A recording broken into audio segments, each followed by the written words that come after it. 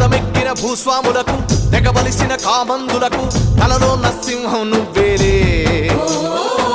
రేబవలు నిలకడలేక రెక్కల్ని ముక్కలు చేసే నిరుపేదల ధైర్యం నువ్వయ్యా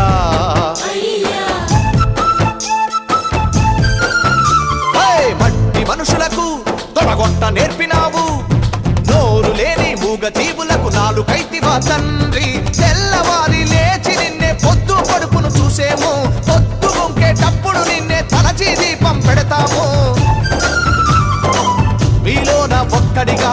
నన్ను చూస్తే చాలమ్మా ప్రతి జన్మల మీతోనే ఉంటాను లేవమ్మా